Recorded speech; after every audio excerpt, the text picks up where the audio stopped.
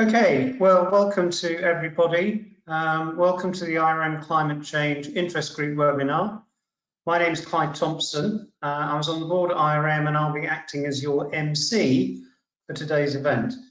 I know we all have busy lives and time is precious, so firstly, thank you all for attending today and giving us an hour. And secondly, I'll try and keep things moving along at pace, and I'll be the man who tries to get everybody to meet the particular time constraints that we've given them. So firstly, we've got Martin Massey, who'll give you a roundup about the Climate Change SIG and what's happening, and what we plan to do. And obviously, if anybody has any comments or questions about that, we also have, you'll notice in the chat room bar, an ability to put some questions or comments in the sidebar. I'll be monitoring that, so please make use of that. Next, we will have three presentations from some very distinguished speakers that we've got, and thank you very much for providing your time to that for us. I want to stress that there will be some practical lessons here, and while I know the speakers won't be giving away any commercial confidences, I would ask that we all maybe respect some Chatham House rules here so that we get the most from the event. So who will you be hearing from today? Well, firstly, we've got Neil Cantle. He's a principal at Milliman, a leading consulting and actuarial practice, and he's one of the leaders in their London office. And his consulting focuses on risk management, and particularly emerging and complex risks like cyber and climate. So he's perfectly placed, I think, to give you his thoughts on how he's helping other groups implement climate change activity. And then next, we've got Cedric Lobo, who I'm looking forward to hearing. He's as well as being the regional CRO for TransRe, which he tells me covers everything outside of the Americas, that's pretty big, he's responsible for ensuring his region meets the climate change ESG requirements. Now, he holds PRA responsibility for climate change, and he sits on the Climate Risk Group Committee, and he's also the chair of the IUA, that's the London Insurance Market Climate Risk Committee. So again, I think you'll find perfectly placed to provide his insights to us. And finally, we've got Graham Findlater, who's head of group risk at North Group, a marine insurance group. And Graham is responsible for implementing the risk management framework across North Group, specifically in respect of climate change, where he's responsible for integrating it into the group's risk management framework. Again, perfectly placed, and I think you'll get some real insight from the speakers that we've had for you. Now, I've asked them to try to limit their talk to between 10 and 12 minutes, and that's because we really want to have some questions from you. And if you do have questions as we go along, can you please put them in the box at the side of your seminar thing. So thanks for attending again. If anybody wants to know more about the IRM, again, pop your questions in a box and I'll take them offline. But for now, over to Martin. Thank you very much. Thank you very much, Clive. Welcome everybody to the IRM SIG webinar. I'm going to give an update on the IRM SIG activities. Just as a backdrop, risk managers can play a vital role in designing a robust IRM framework by managing risk. And some of the key areas that we'll probably cover today are around, how to embed it within an emerging risk management framework.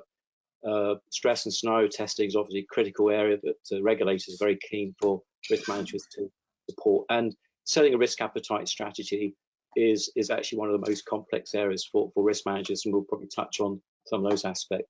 So we started the SIG in November 2019, and we have a core committee of 8 members from diverse backgrounds. We meet once a month, and now we have about 170 signed up SIG members for the committee, so they get more regular updates on our activities, including our newsletter, which I'll come on to. Our main real focus is to inspire thought leadership, including events like the one today, to share knowledge and best practices. A key focus is to build industry relationships and also the academic world. So we've recently launched a training course with the Grantham Institute this year, which I'll cover off as well in this my presentation. What we want to do this year is commission more surveys to get more feedback and research with members. And since we had ClimateWise last year, who presented. We're now actively supporting ClimateWise with a project to look at sustainability and looking at developing net zero underwriting strategies used based on a risk assessment tool. So there's been some developments there in terms of supporting academic institutions. One of the first projects that we decided to develop was a practitioner's guide to help risk managers and boards to integrate climate change risk management into their ERM frameworks, which is sponsored by Milliman. We've identified 7 key areas or enablers that require attention to enable the development and execution of a climate change risk management strategy in an organisation. We've finalised part A of the guide, and that will be published hopefully in the next couple of weeks.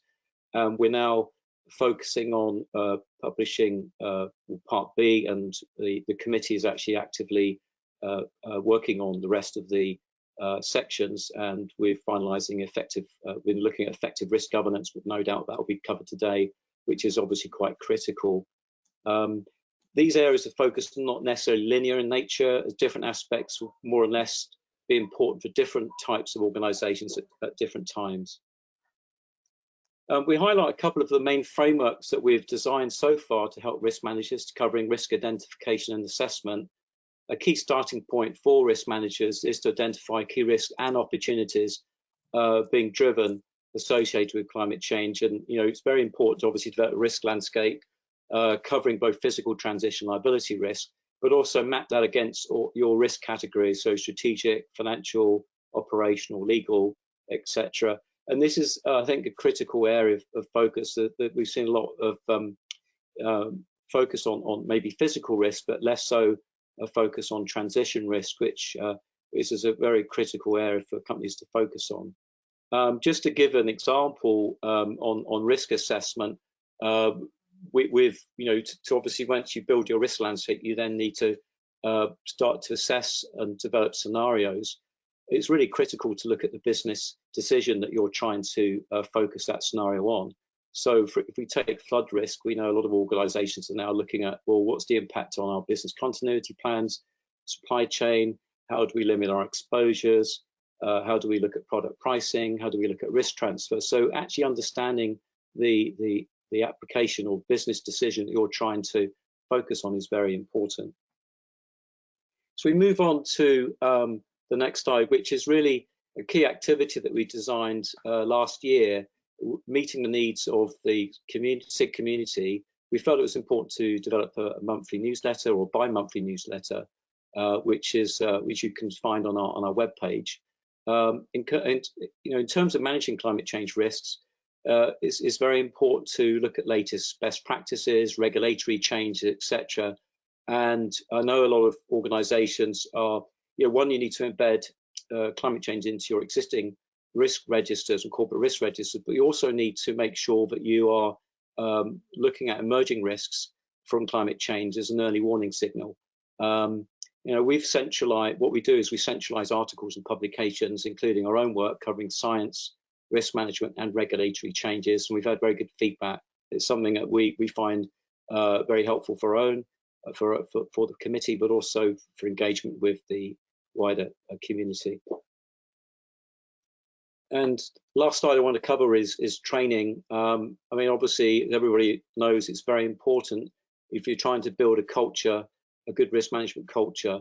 It's important to develop training, and we see that a lot now with the regulators are focusing on looking at the importance of building board training and awareness training to senior executives. So risk managers also therefore need to be trained. One of the goals over the last 6 months was to support this initiative to develop a training course with the IRM in conjunction with Imperial College and the Grantham Institute. So we successfully launched the training course in April. The course is actually based on the Practitioner's Guide. You can see there on the right-hand side. And what we're trying to do is provide both practical real-life examples, case studies, allowed attendees to participate in interactive breakout sessions. The course is split over 2 days, and we're actually enhancing the course to extend it a little bit. But really good feedback from the first participants that attended from a diverse background, both public sector, private sector. And basically the day one is looking at development enablers. What is climate change risk management? Why is it important to my organization? And day two, execution enablers, tools and techniques for optimizing your climate change risk management. And we've got some eminent professors, 3 professors from Imperial College presenting. They're doing a number of research projects on some of the topics I list below there. So thank you for your attention. Back to Clive, and if you have any questions, obviously, about the IRM activities, then feel free to contact me. Thanks very much, Martin. Can I now ask you to, if Martin can give the presentation over to Neil.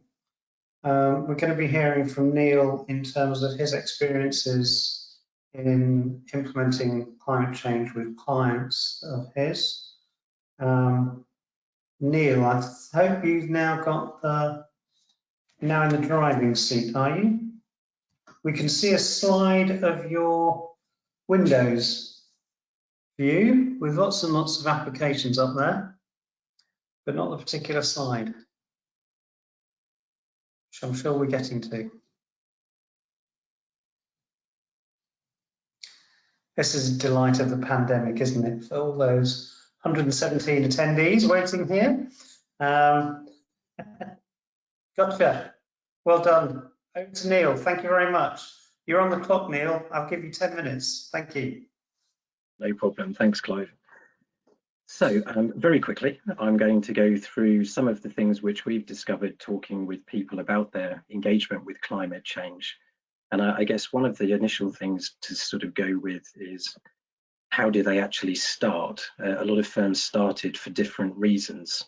And some of the firms that have started early arguably went for something more around sustainability, ESG, things which were more of a statement of intent, if you will. And then certainly in the financial sector, things arguably got a little bit more interesting when they were frankly told to do it.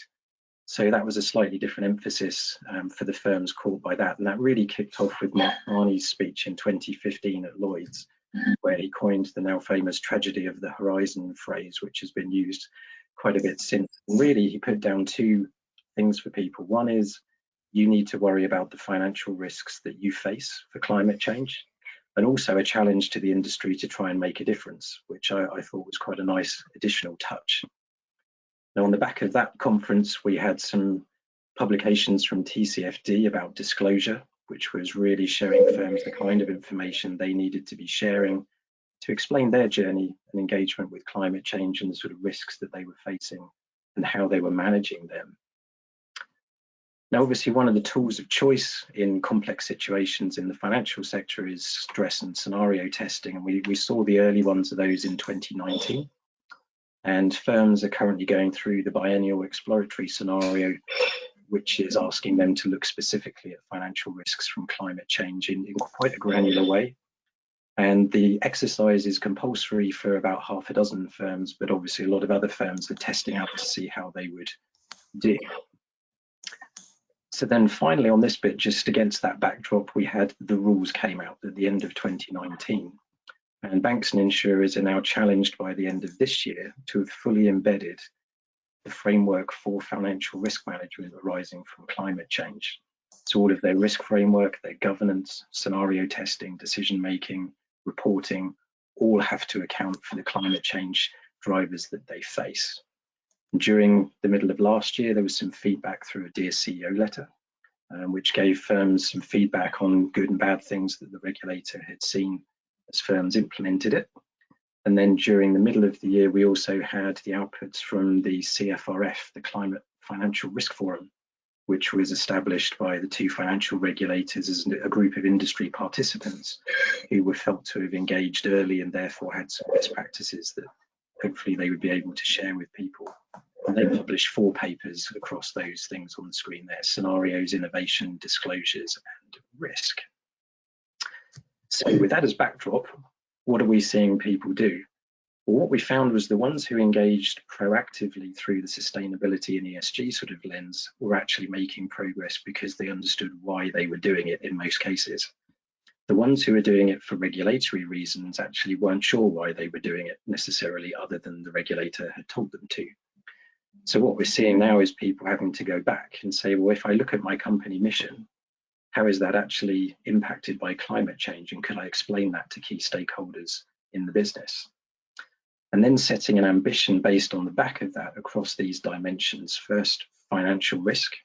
How much of your financial risk budget are you willing to allocate to climate change drivers? As an investor and a product provider, you exert influence on the people you invest in and sell products to. So how much are you willing to use that influence? And obviously here there's an ESG link for firms who are engaged in that. You buy goods and services. So how much of your influence there are you willing to exert on your suppliers to affect change? And then of course, lastly, there's yourselves. Your own organization contributes to solving the problem or being the problem. And there's a question for how much you want to solve it. And again, there's a link there to other initiatives like CSR. So the first place you would always want to start with risk management is risk appetite. So having now stated an ambition over a time period, we want to say what that means in terms of our risk preferences. And firms that are doing this well are actually articulating that in a really clear way, so people understand which climate associated risks do we not want to take, which ones would we accept with good risk management, and which ones do we actually want to seek. So in some cases, there are opportunities out there that firms who can manage those risks well could profit from. It makes sense that they should do so. The other thing with climate change is that it varies over time, of course. And so a lot of firms are thinking about whether their preferences have to change immediately or whether there's a pathway to changing those preferences over time. And another angle is we're seeing lots of regulators talk about resilience and recovery and resolution type planning. Your preferences for climate change will undoubtedly change the management actions you have available. So it's worth thinking through some of those practicalities. And at the end of the day, it all has to come down to risk tolerances and limits. So we're understanding the kind of financial consequences of these risks for our firm. Now from there, we've seen some firms go one way and others go another. And the ones that go the right way are the ones who don't have climate risk as a separate risk. Usually that causes no end of confusion because climate risk isn't a risk, it's a driver of risk. And so when you're looking at things like different types of operational risk, they would happen anyway for lots of other reasons besides climate change. So you end up with a fractured risk framework. So best practice says start from the risk appetite that you've now created and then cascade that through the risk policies that you already have, looking carefully at each of the items listed here. So the identify, assess, manage, monitor, and report, so that we actually get clarifications in those existing policies so that colleagues know how to respond. And then the last piece of the jigsaw puzzle is engaging is actually start the conversation. We've seen a lot of firms waiting for perfect and ultimately doing nothing for quite a long time. So actually we would advocate going for simple scenario narrative discussions where colleagues in the business and the board and other stakeholders can test their understanding of how climate change would impact the organization. So bring simple scenarios which are rich in the narrative, but not necessarily highly complex in the financials, just so that people can test if this and this happens, what would the consequences be? Would I see that situation arising? What do I currently have available to react to that? And is it good enough? And actually getting that cycle of simple-ish scenarios through boards and management committees is an extremely powerful way of engaging quickly. So to quickly summarize all of that, to begin, people have to know why you're doing it. Otherwise, they'll just ask lots of questions or do nothing. So actually linking it to your ambition is crucial.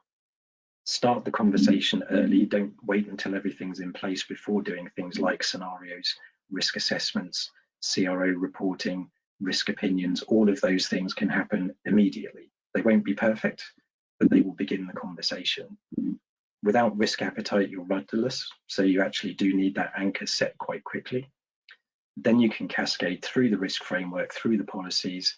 First line can respond. It progresses much more naturally and much more quickly than if you try and do this as a separate initiative. And describe your progress. Actually, people are interested in how things are going. People want to learn lessons from each other. And actually describing that is quite a good way of showing where you're on track and where you're not. and ultimately be brave enough to change something if it's not working. If you talk to the practitioners in each industry who are seen as possibly at the front, each of them has undoubtedly done something that didn't work and have changed. So with that, I think I have met the 10 minutes, so I'll pass back to you. That is, I'm very grateful to you, Neil, and well done indeed for keeping to that 10 minutes. What we're going to do now is we're going to very quickly hand over the presentation to Cedric, who's going to talk to us about the how TransRe are getting their implementing their risk management opportunities in climate change. I would just reiterate that there is a post-it notes, if you like, or a channel that you can put your questions to the presenters afterwards, and I'll moderate that. So hopefully you can see that I've already said, please post any questions here and I'll monitor and ask questions at the end. It's in that particular message board that you should be going. So without any further ado, let's hand over to Cedric, who's going to take us through TransRe and give us an insight into what they're doing. Cedric, thank you very much. Thank you, Clive. Can you hear me and see the screen? I just want to make I can see your screen, that's fine, thank you. Marvellous. So I'm going to take a walkthrough from a practitioner's perspective and also some of the real life experiences which we've had at TransRe. As was just noted in the intro regarding some of my role, if I just have a UK hat, I have a much wider international hat. And the approaches we've adopted within TransRe, but also I've seen as part of my IUA chair role, is really drawing on influences from around the world. It's not just looking at it from a PRA perspective. So a couple of areas which I want to go through as part of this presentation is initially understanding the scope and landscape of what you're doing. I cannot emphasize enough, it's important to have a very clear direction where you want to go. Things are evolving continually and you need to be able to react to it, but you need to have a very clear objective regarding what you're seeking to achieve. Second bit's really around the identification and quantification. Obviously, we are looking for what the potential capital impacts are with regards to the impacts of climate change, but also more broadly ESG. I'll touch on governance and oversight because, again, getting buy-in and buy-in at the right levels is absolutely pivotal to having a successful outcome. The interaction is also absolutely key because you need to deal with the people at the coalface, using an old consultancy phrase. You need to get buy-in from those in the underwriting side, but also in claims within the actuarial functions through to your asset management or treasury functions.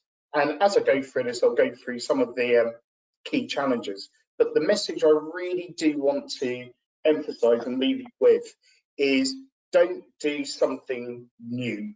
You need to evolve your existing risk framework to absorb and take on board the risks associated with climate change, but also ESG more broadly. If you try to do something new, it's much harder. Look at your existing processes, identify what needs to be enhanced, and use that. So going straight into this, as already mentioned about physical risks and transition and liability risks.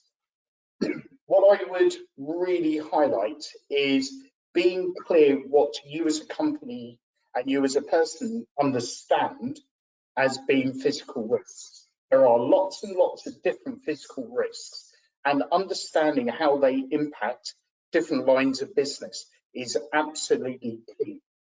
And you also need to think about this in a slightly more holistic way, which is also considered those physical risks and the impact onto your investment strategy. The investment strategy may be looking at certain types of industries, certain types of countries that could be more exposed, could be you may have assets located in different exposed locations. You need to kind of blend it, not only from a insurance underwriting perspective, but also from the investment strategy.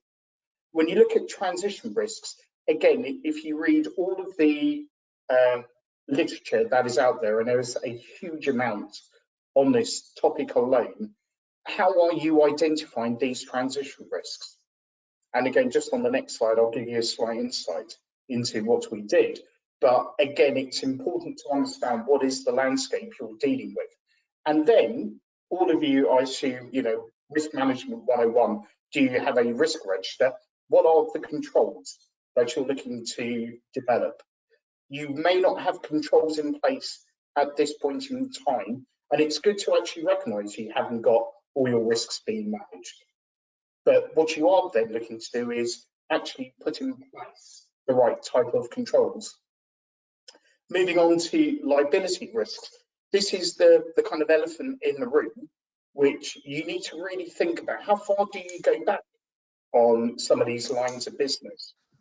What policy wordings have you got that could potentially expose you to potential climate risk or ESG litigation? For those companies that have got reinsurance to close, how do you go back into those back books? Do you have access to the policy wordings? And disclosures. This again is a very key board related thought. What do you want to disclose? You don't disclose too much, but at the same time, you don't want to be seen as being opaque. You want to be able to demonstrate that this is what you're doing and it's consistent with what your shareholders and stakeholders are expecting. So it's all blurred out because obviously I can't share with you exactly what we've done, but we created a heat map, and that heat map was linked very clearly to every single line of business. And some of those lines of business we considered as having minimal to no impact, but at the same time, there are others that were obviously much higher risk, as well as a potential exposure. But the most important bit, and it goes back to one of my earlier comments, is engagement. And the engagement you need to have is with the line experts. When you're in the risk function, you will not necessarily know everything. You need to know who to go to so you can dig into those respective lines. Secondly, look and seek sponsors within your business.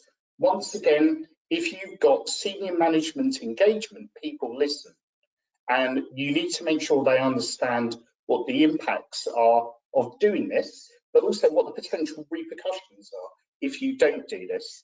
All of this piece around climate change, and for those who've read the PRA's climate change stress tests, the time zone they're looking at is 2021 to 2050. The point that Neil mentioned earlier regarding authors, what's your time frame? Most authors will have a 3 to 5 year window.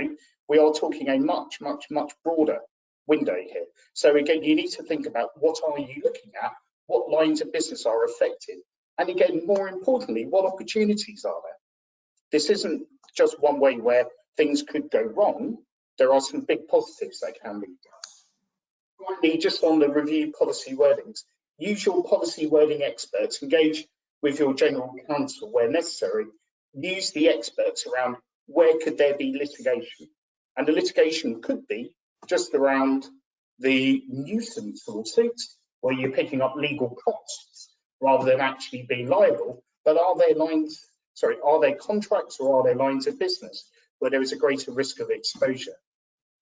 So interaction is absolutely vital on this, and I cannot emphasize that enough. You need board sponsorship.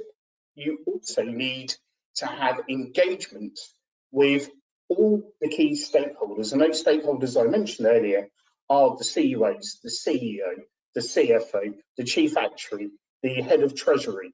You're engaging a lot of people, but at the same time, seeking to understand where they think there are touch points, be it from a climate risk or from an ESG. The risk register acts as the basis of the MI which you produce, and then you're drawing on what the controls are, what the potential stresses are. You've got an emerging risks register or an emerging risk dashboard. How are you bringing that in? How are you reporting? Some of these risks are evolving and the landscape is forever changing, but good communication, both with the senior management, but also with the people beneath. Disclosures, and again, I'll kind of close on this one as I'm targeting my 10 minutes, is that piece around greater transparency, I don't think a lot of people have spent a lot of time looking at what kind of disclosures you need to do, but be prepared about the role of auditors. This will be going into your financial statements, but also it will require an audit trail. And hence I've got that wonderful phrase of greenwashing. People can say a lot of really good things, can they back it up? And I'll pause at that point. And I don't know if there's any questions at the moment, or if you're happy for me to pass it back to you, Clive. Just, Cedric, there is one question which I think might be worthwhile getting to at the moment, which is, could you give an example of a transition risk? Seems to be very good, very appropriate for TransRe as well. So I'll give you a really simple one, is just of your investment portfolio. So if you do a breakdown of your investment portfolio, what are you actually investing in? What could they be in? How different could that industry or investment be in 5 years or 10 years' time? So something as simple as, if you're investing in oil or investing in oil and gas as part of your portfolio, does that mean your asset's going to depreciate? Is there anyone there who's prepared to buy it? That's on the investment side. On the underwriting side, what happens in an extreme situation if a government decides to confiscate a high carbon intensive asset? What lines of business could be affected by that? Also, here is another one that there's a lot of people would have seen this in the 12-minute window. One of the other things on there is the New Zealand quake, where the New Zealand government changed the building standards retrospectively. So if you think about when you do your reservings and losses coming through, suddenly your expectation is, let's say, to rebuild a house, it was $100,000. With the revised requirements, if you think about, we've got rules around potentially no gas boilers, you need to put electrics in. All of those are additional costs that when you start doing your pricing, you may not have considered. So there's different areas, but when you dig into different lines of business, what could those potential transition risks be? That's brilliant, Cedric. Thank you very much. We've got some questions posing up as well, which I'll put to the panelists as a whole once we've concluded the presentation. But I'm very much aware that Graham is next on, and I'm hoping that his presentation can be passed over now to Graham, and that you can put your slides on the screen as we speak. We can see now your emails from Simon Wales, which is probably not what the screen that you wanted us to see. Now we've got this. Now we've got the presenter mode for, and now we've got go to webinar. Right. Okay. I should be able to swap that through. So we're looking at this. Yeah, that's the one. We're there now. Yeah. Thank you very much indeed. Over to you. Okay. Thanks, Clive. So yes, so I'm going to give a practitioner's example of how we've been looking at the financial risks of climate change. Just sort of taking it through, this is quite a standard slide. I'm going to talk about how we've sort of started out the process of identifying and assessing climate change risk. I'm actually going to give you sort of real examples of how we're monitoring and reporting, and just generally talk about the challenges we have going forward. To date, going back a year or two ago, really sort of climate change risk might have appeared on our emerging risk register, and I think if I move to identifying the risk, so yeah, so basically, today it would have been emerging risks where we would have sort of assessed climate change risks. But given the various different, going back to the PRA supervisory statement, we embarked on how are we going to assess climate change risks, and really the way we've approached it, and I think sort of the previous panelists have mentioned, is that we wanted to pull together a working group to get our key representatives from our departments, obviously our underwriting department, our claims department, finance, and also loss prevention, and they're a specialist team that have marine experience within our business. And we carried out brainstorming sessions, and we just wanted to ask that working group just to think of what physical risks we could experience, what transitional risks we could experience, thinking about really the threats to our business going forward, and also what potential liability risks we could have in the future, but also making sure we also keep an eye on opportunities.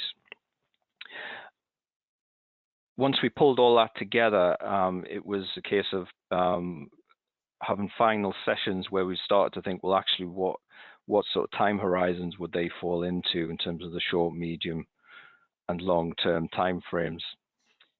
And with that information, we decided that the best way to present this to our risk committees was to pull together a dashboard format for each of the timeframes of our short, medium, and long term.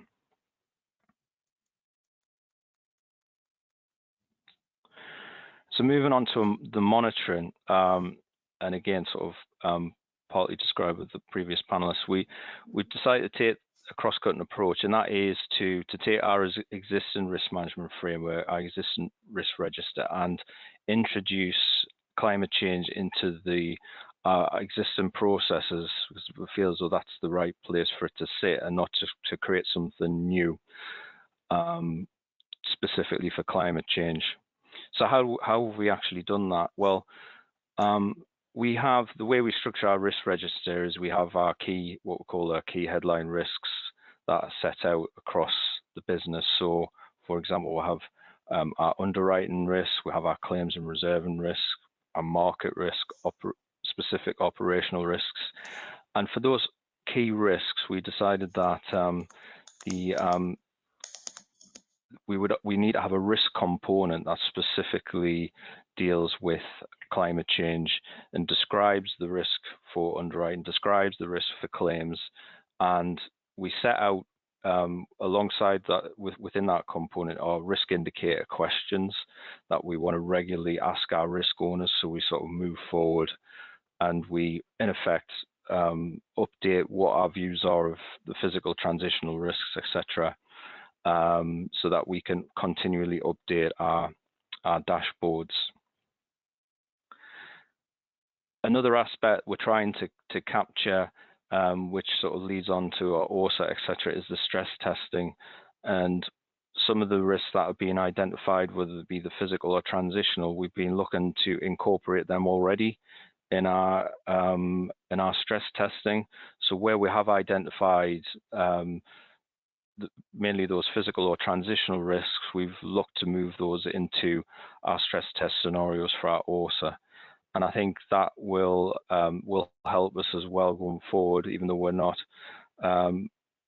one of the insurers who is required to do the BES, the biannual exploratory scenario, but we will be sort of looking to build on that.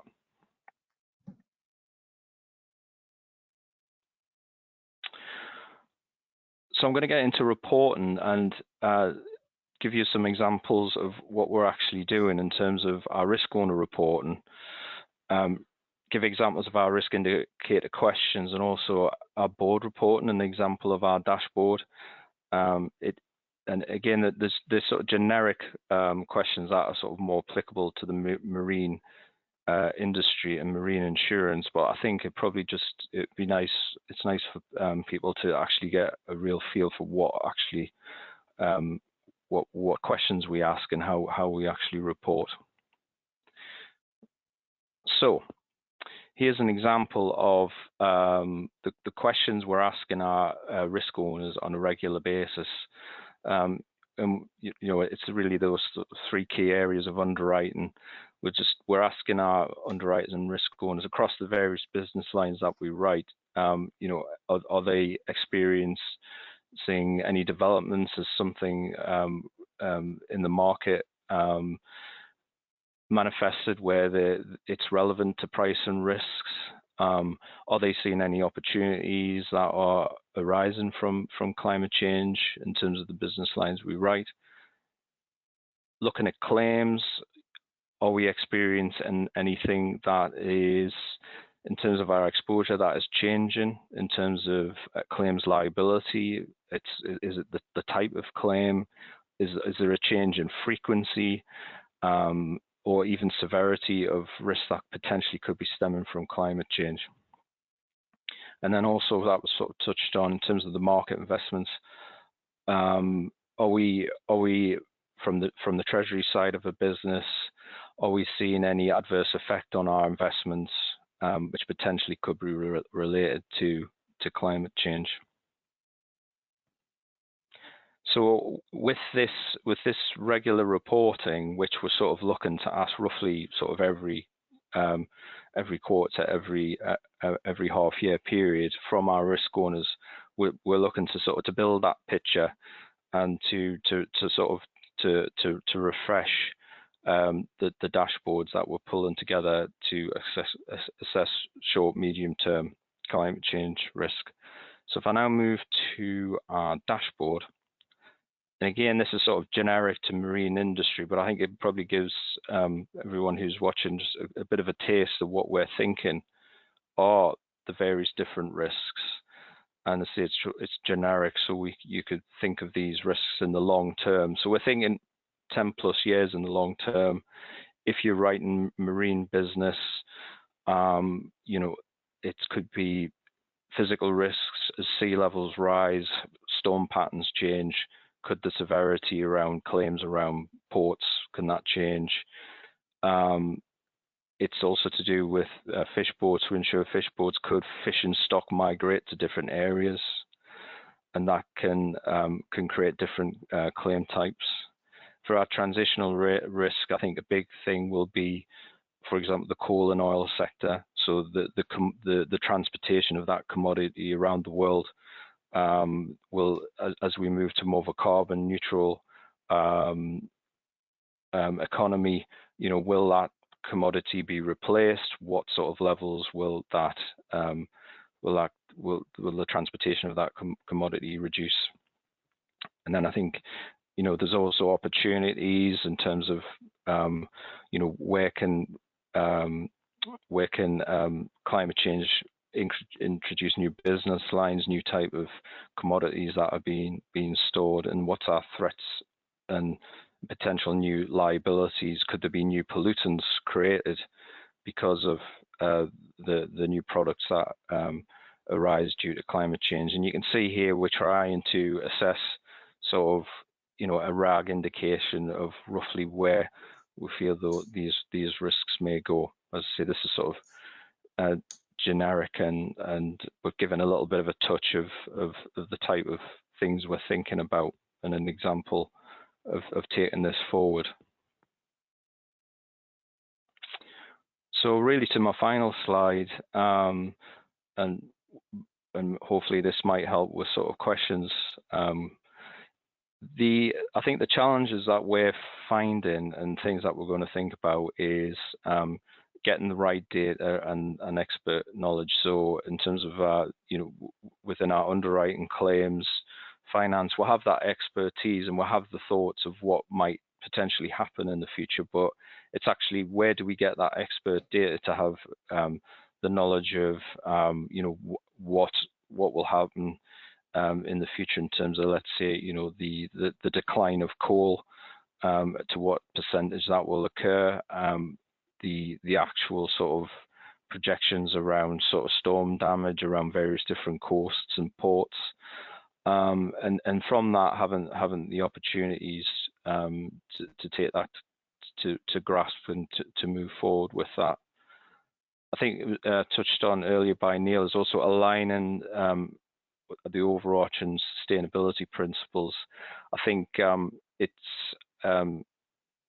is a scenario where the it's getting the risk appetites correct. We're still as a whole, as a business, looking at what our overall sustainability principles are going to be, and to see where we are in the market, but also, and I think that the trend will be, because with the marine industry, because it's a significant, obviously significant side, there's lots of other stakeholders which will be in effect putting pressure on our policyholders to move forward with moving to a carbon neutral economy. So we're looking at that, and we're thinking about how our risk appetites and our sustainability principles are going to align to that, and to be proportionate, as it were, but and also sort of internally what we can, as a business, in terms of our operational carbon footprint, and what we as a business are doing. So that is sort of where we are as a business, where I am sort of heading up group risk, and basically moving to embedding climate change into our risk management framework, and hopefully that's sort of giving yourselves an actual real example of how we're looking to apply that in our business.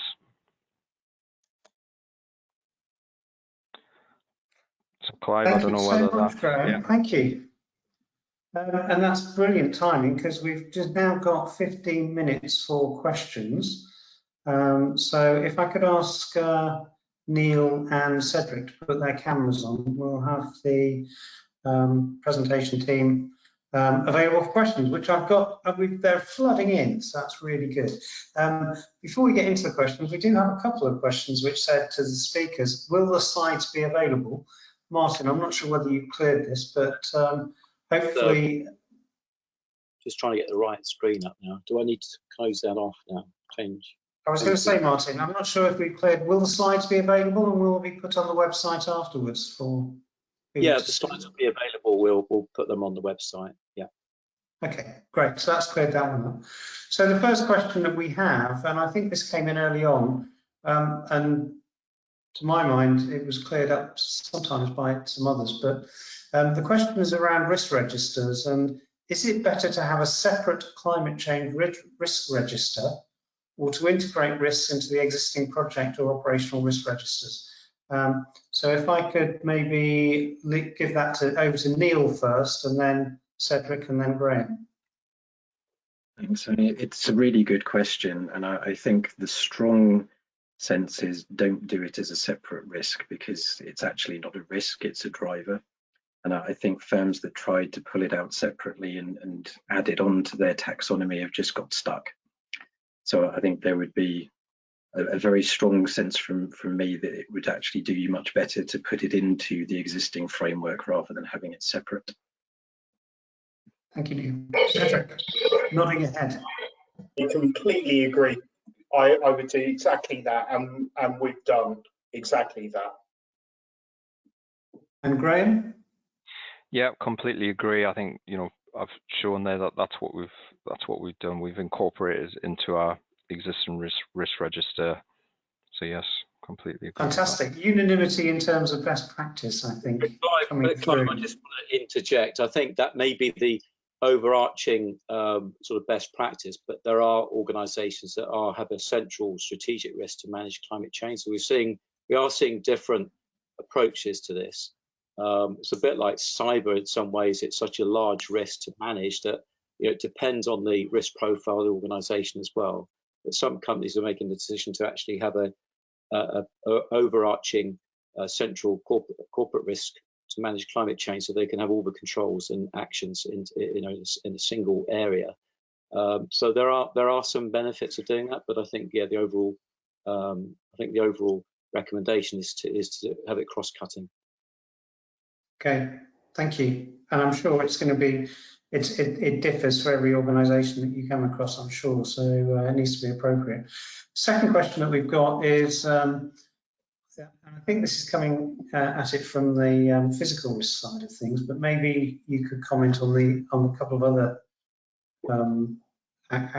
facets of climate change that there are. Aside from exposure to natural hazards, which is winds, floods, storm surge, etc. What are the other most common climate change risks that you see? The most common climate change risks. Could I ask Cedric to touch on that? That's a From an fairly insurance different aspect. because you would start with obviously the physical risks very much are the climate change, which are the ones that you're looking at currently, and particularly the model risk element around it. So a lot of companies will be using be it AAR or RMS to actually manage their kind of climate or potential exposures. So one thing I would say is it's aligned strictly with the physical piece is model risk and understanding the limitations of the models you're using. Now, if you park physical to one side, it's a much harder one because the one thing I would say is government action and stakeholder/shareholder action, and it's understanding what their drivers are.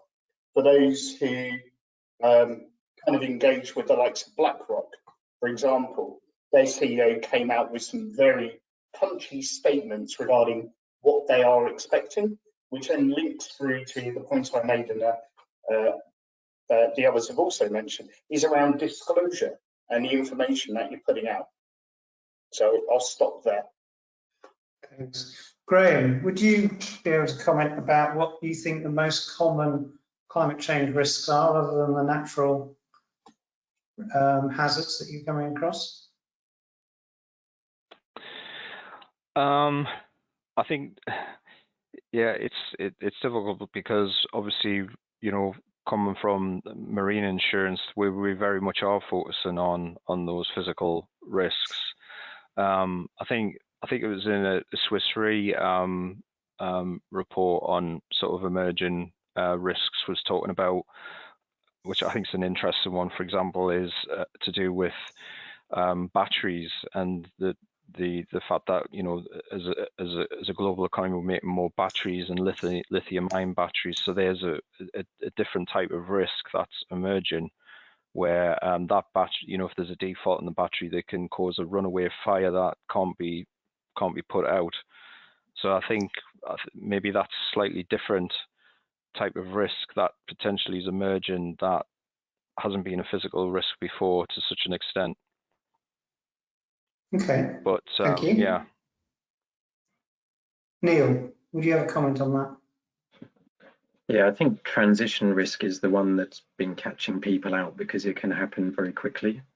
So I think physical risk is either currently happening or it can be anticipated using sort of climate models looking out. But I think transition is very non-linear and unpredictable.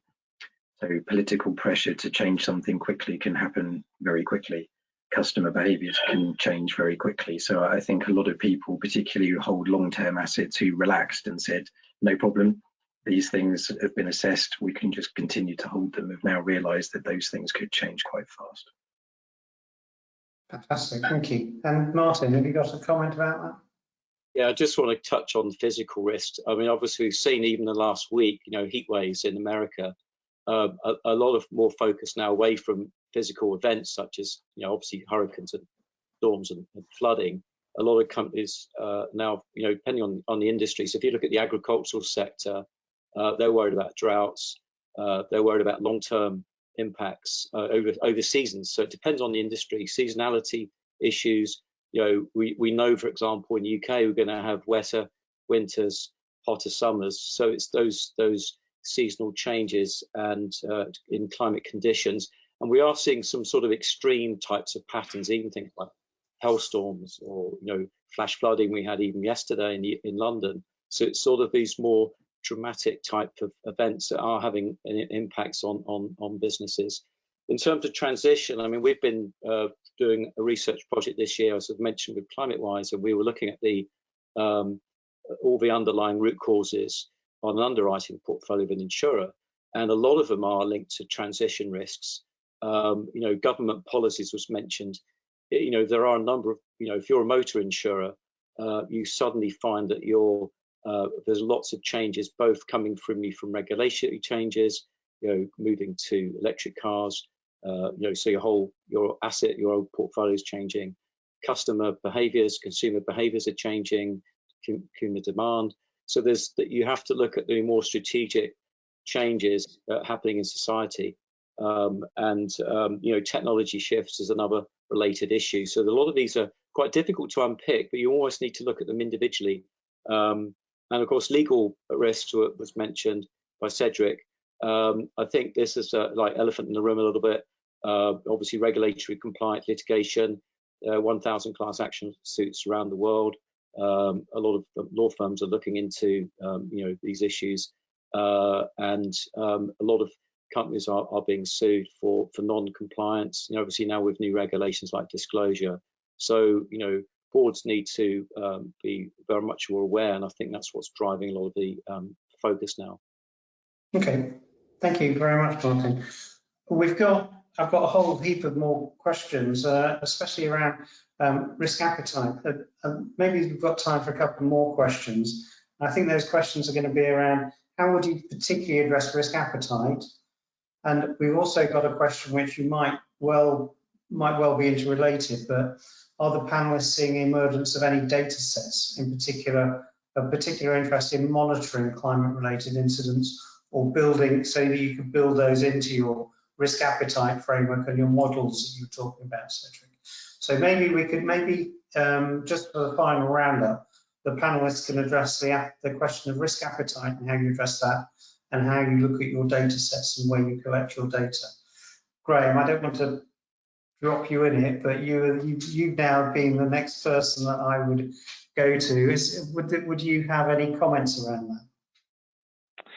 Yeah, I think I touched on it in my presentation. We're still looking to see where to establish the risk appetite. So I think we're looking overall at our sustainability, because and from that we will be pulling together our risk appetite. So I think it also, I think it depends on the industry you're in, the direction it's going. As I say, there's lots of other stakeholders in the marine industry, and I think we need to gather our thoughts at the board level, so that they can and we're also in an interesting position because we're a mutual business as well. So in effect, our shareholders are ship owners.